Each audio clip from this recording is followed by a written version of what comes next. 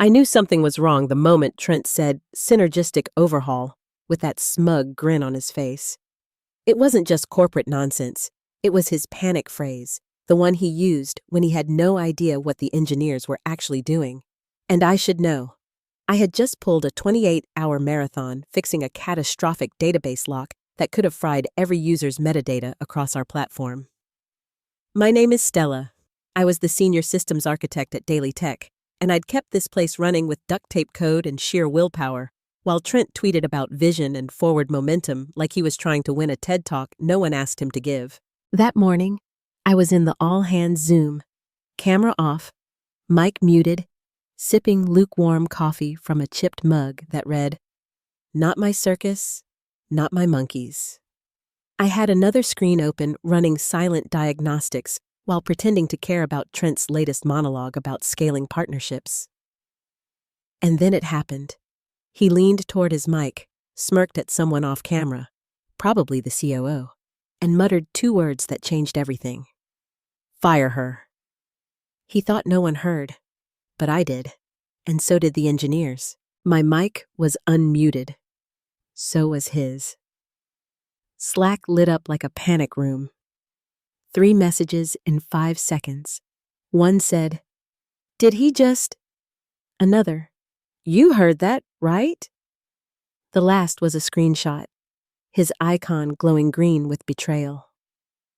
My hand froze mid-keystroke. Coffee stopped at my lips. I stared at that little green circle like it was a gun pointed at my career. But I didn't flinch. I didn't shout or cry or demand an explanation. I minimized the Zoom window, opened my personal email, and typed one line. "You've made your decision. So have we."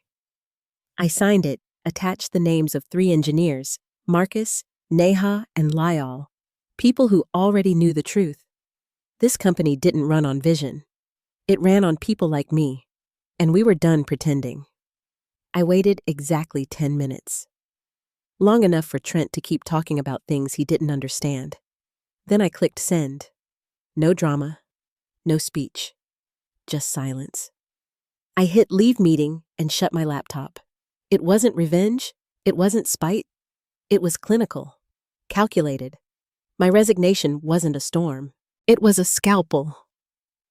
And I knew the second I left, the systems would begin to groan. Not because I broke them, but because I was the only one who kept them alive.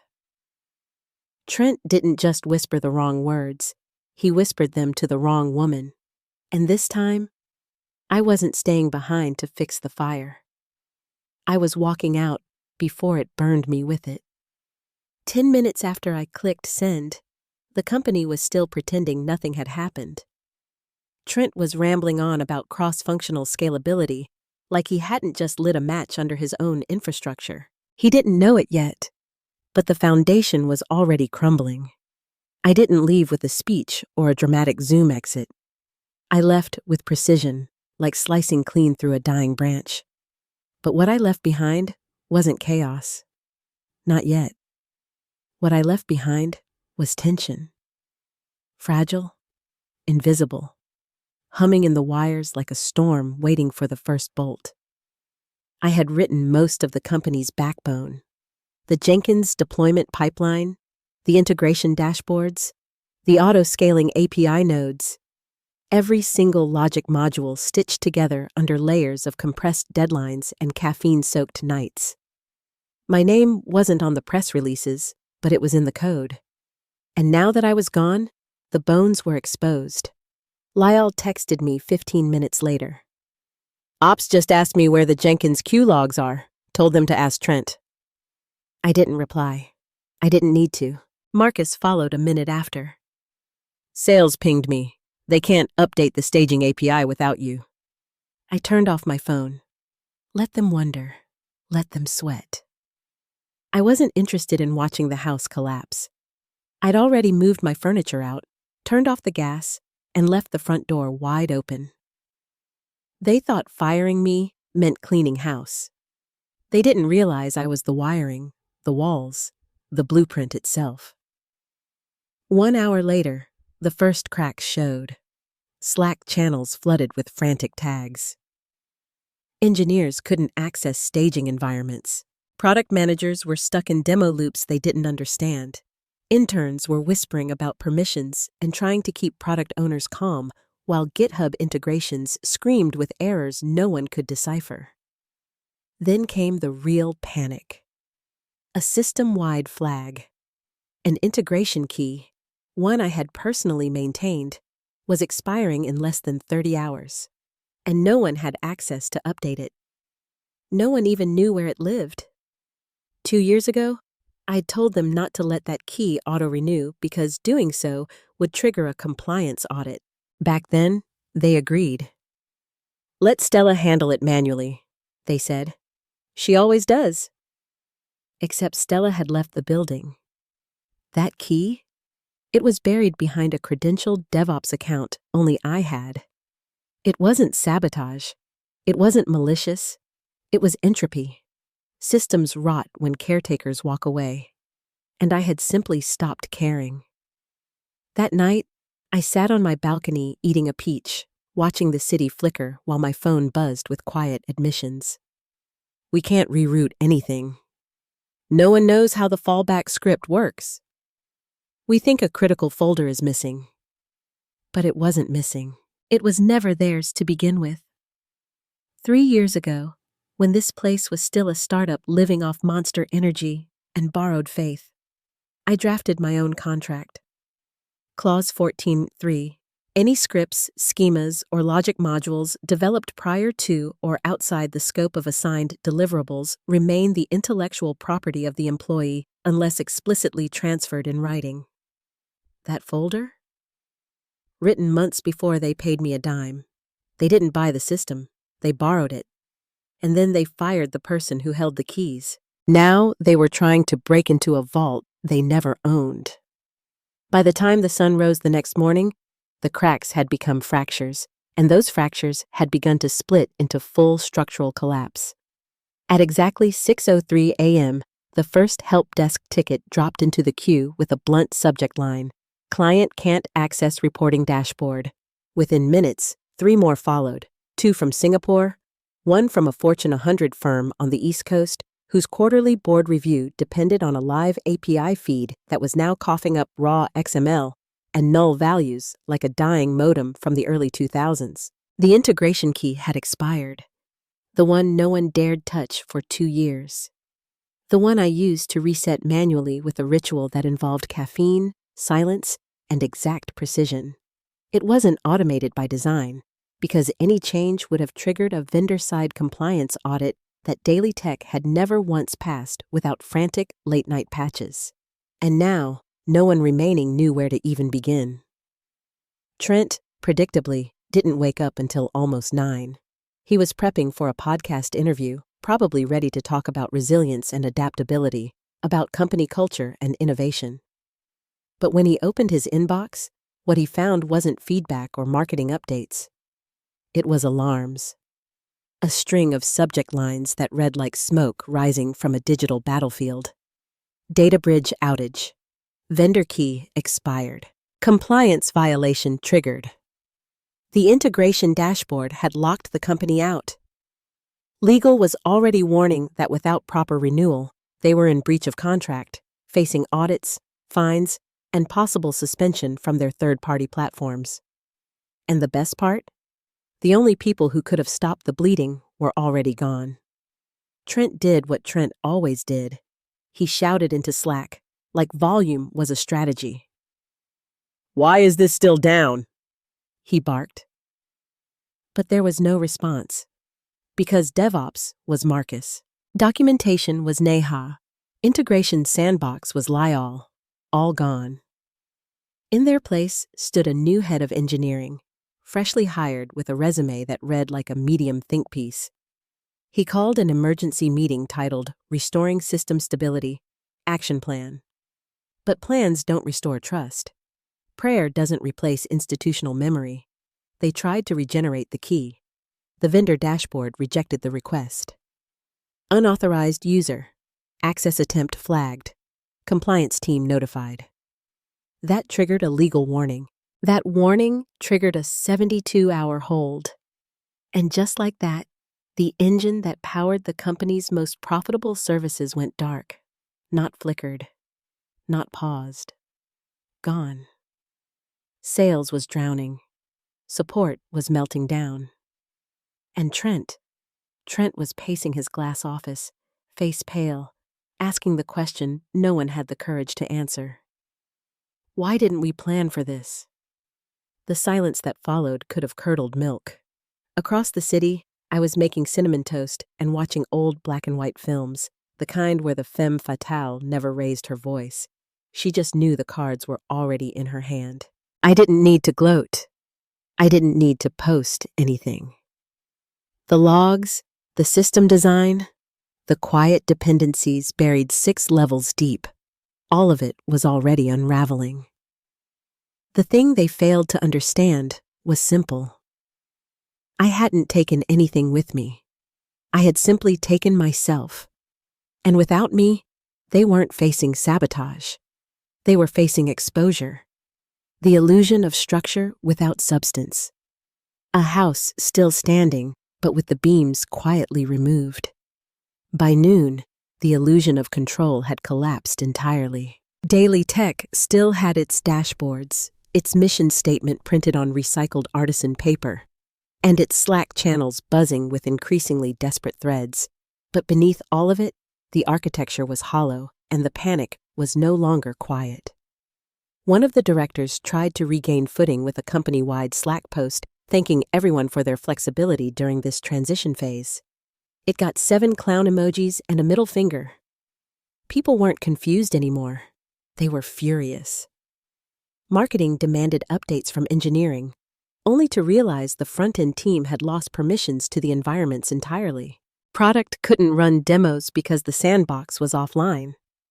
Legal had begun the slow crawl through the contracts, trying to find an angle, any angle, to explain how the system collapsed without a single external attack. But the answer wasn't sabotage. It was absence. The architecture hadn't been attacked.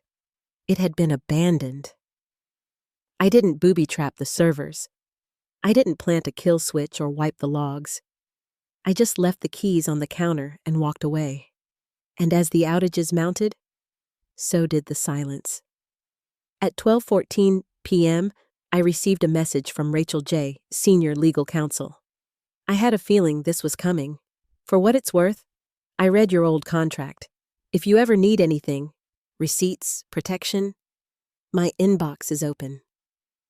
Rachel had been there since the beginning, before the pitch decks and the investor jargon. She was one of the last people who still remembered the early days, back when Daily Tech was half a Slack thread and a stubborn idea. I replied with one line: keep an eye on clause 14.3. That clause, the one no one took seriously when I wrote it into my contract, was now the firewall between me and their collapse. It clearly stated that any logic modules, scripts, or architectures built outside assigned deliverables remained my property unless otherwise transferred. There had never been a transfer. There had never even been a conversation. Trent had once called it paperwork noise, so I'd kept it. And now, the folder they couldn't locate, the one labeled VA failsafes, wasn't just critical. It was mine. Created before the product had a name, written on my own machine, stored in my own Git server, time-stamped, backed up, and protected. That folder contained the fallback protocols for login authentication, password recovery, and admin elevation. It wasn't flashy, it wasn't pretty, but it was essential. And no one could replicate it because no one else had ever touched it.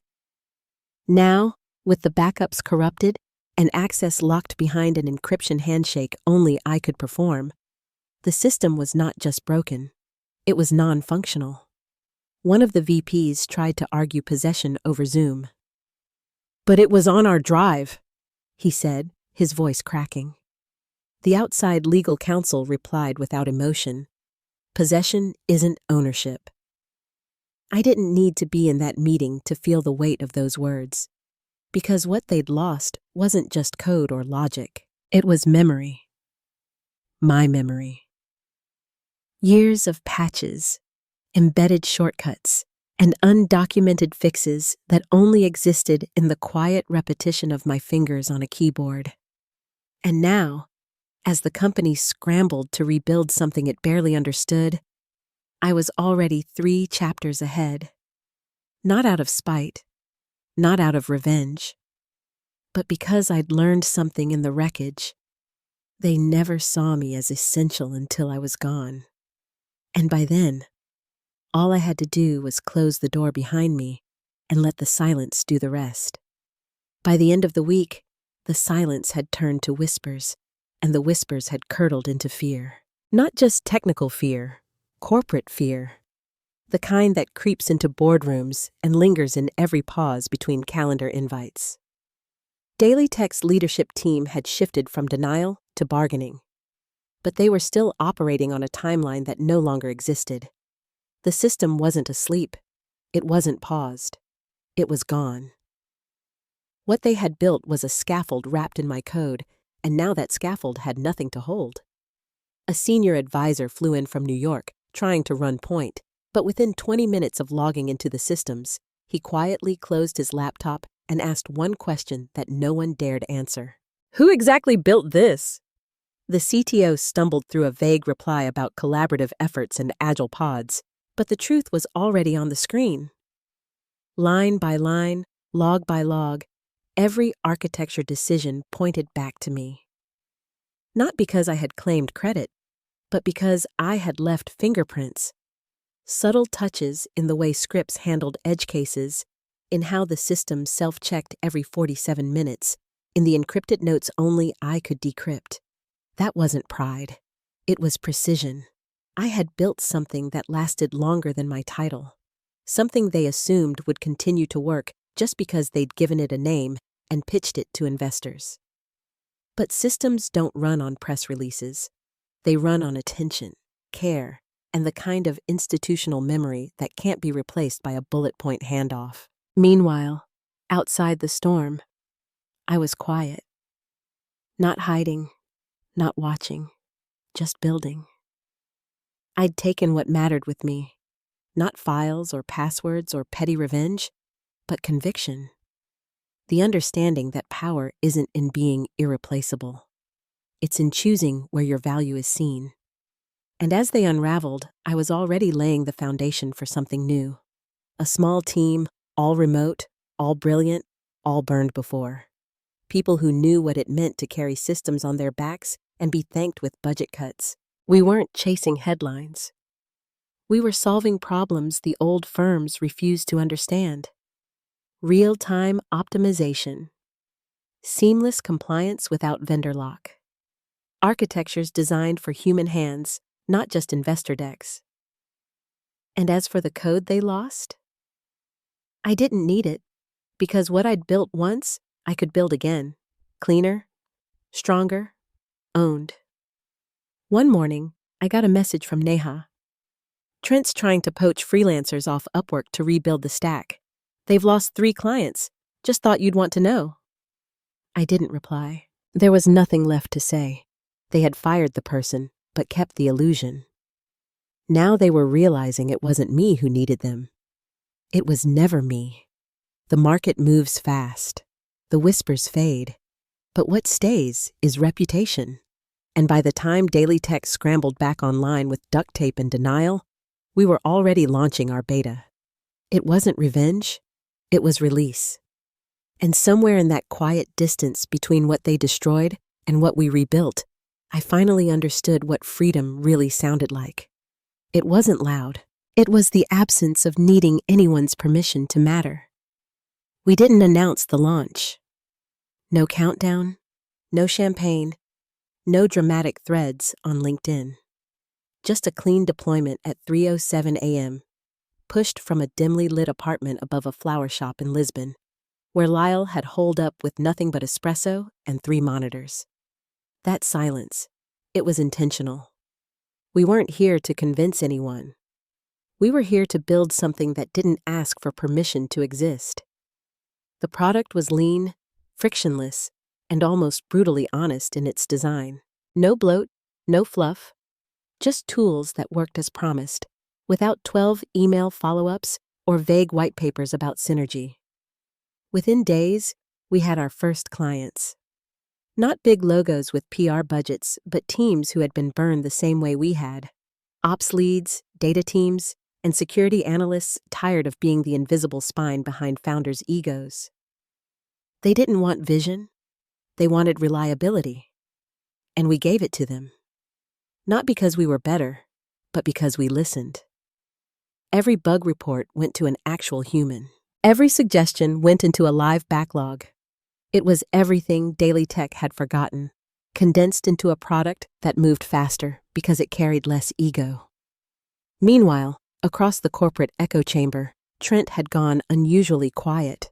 The whisper networks said the board was fracturing. 2 major investors had walked. A former VP was floating a tell-all. The platform was back online, technically, but with a reduced feature set and a growing support queue they couldn't answer without rebuilding the logic they didn't understand. Someone had tried to reverse engineer one of my modules. I knew because the error logs they posted publicly still carried my naming conventions, mistyped in ways only I would have written them. It was strange, watching them chase shadows I no longer cast. But I felt nothing. Not joy, not vindication, just clarity. They had always assumed I was angry, but I wasn't. I was done. And being done is stronger than being bitter.